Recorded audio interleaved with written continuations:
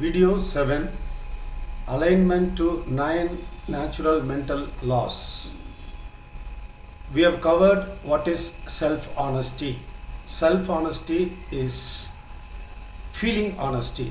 Do you feel good about yourself? If not, whatever makes you feel good, pursue. Whatever doesn't make you feel good, discard. That's it. Analyze yourself, the way you have lived your life. You will know readily what is it that needs to be discarded, what is it that needs to be strengthened. The next law, second law, is love. When I say love, you should take it as love-love or win-win. Love is not something theoretical. It is not reserved only for the saints and sages. It is the basic human condition. But are we aligned to it is the question. When I say, hey, be loving, I am not saying that you should be loving only to others and hate yourself or exclude yourself. When you say love-love, the first love goes to you. Then the love goes to others. Unless one takes care of oneself, one cannot take care of others. A beggar who has no money at all in his pocket, can he give $1 to another person? No. So, unless you have love, you practice love, you cannot, unless you love yourself, you cannot love others. We have already discussed parental love is very important. That determines the health of your self-esteem. Right, that having been said, in spite of helpless parents, in spite of poor uninformed parents, you can still choose to be loving. As I pointed out, if you surrender yourself to the supreme will of the Lord who created the entire universe, you will get strength. And you can function independently from your own source. You can be loving. You can avoid harsh words. You can be helpful to the extent possible to others. So the first love goes to you. When we fly in an aircraft, the air hostess would announce, if the oxygen level in the cabin goes down, you will get a mask coming from up. And first you administer it to yourself before administering it to others. Even if a child is with you, don't administer it to the child or your father or mother or your grandparents. Why? Some people would say, no, I would first put it only to my child. No, that is wrong, because when you try to administer it to others and if you run out of oxygen, you will die in the first place. You wouldn't have first of all saved yourself, and because of that you would not have saved anyone else at all. So the first help is always to yourself. That is the way to go about. But because of excessive love, some people become doormat. They would just give away everything. They lose on all occasions and make others win. There is nothing wrong. But there will come a point where you will be beaten. You cannot sustain that love at all. Unless you eat, say for example, you get 3 times meal and you give meals to all the other people and you starve, how long can you do it? 2-3 days you will die. So you need to put a few morsels in your mouth. Take care of yourself and then proceed to help others. This is very, very important. You need to check your scripting. When I say this, love, have you been loving yourself? Have you given consideration to your own well-being too? There are some people who don't. That is wrong. Take care of yourself to the minimum extent at least possible.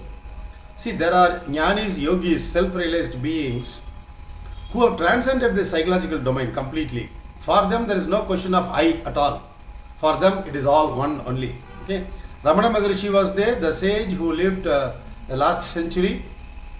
Once a thief came to the ashram and he was asking for money. Money was not available. So with a stick, he gave one hard blow on the right thigh of the Maharishi.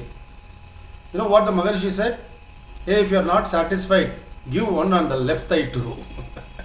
That is a jnani state. That is not the state normally people are in. Okay. There was a yogi living in a cave. Somebody had gifted him 2 silver plates. One day a thief came there. He was hungry.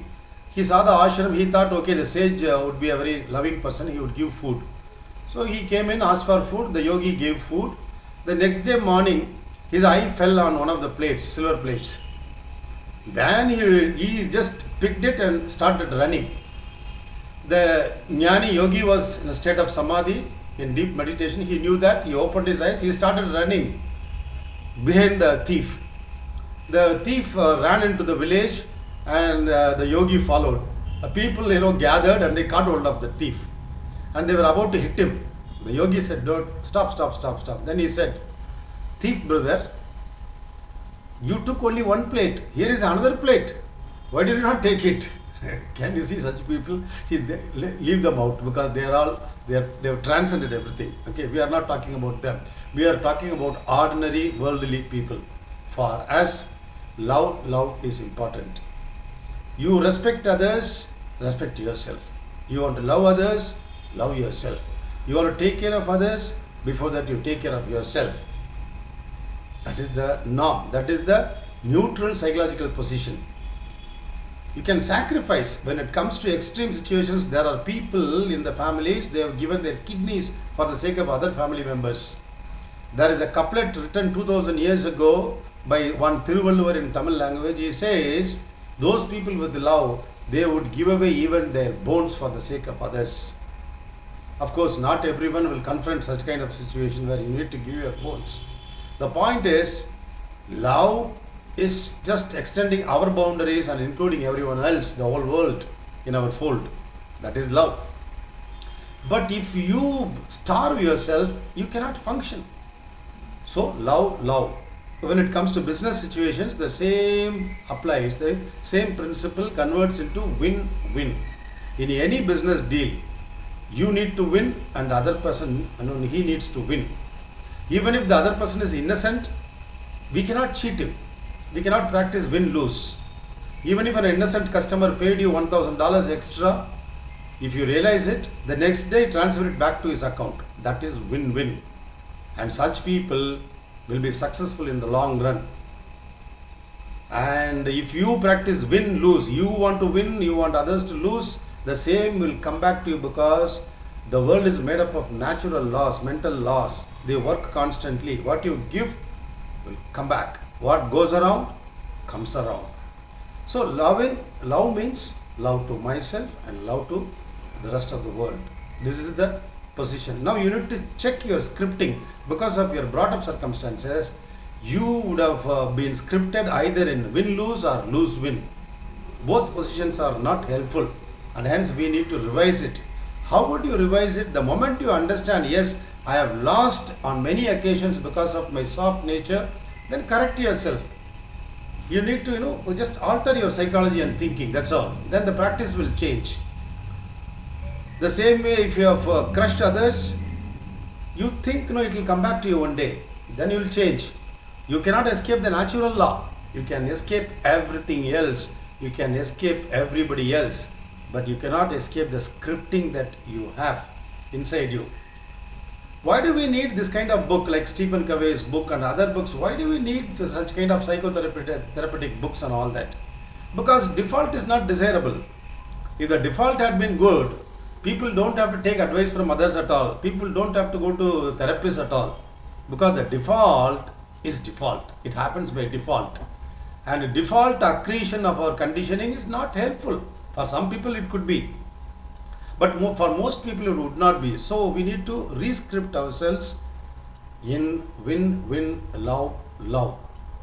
This is the most desirable position. When you starve and give all your food, you can give it at one time. But for 3 days, if you give continuously, you will die of starvation. That is not a desirable condition.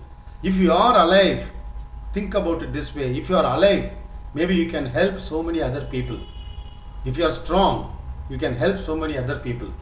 If you are yourself weak, you cannot help yourself, nor can you help others. Let us think about it.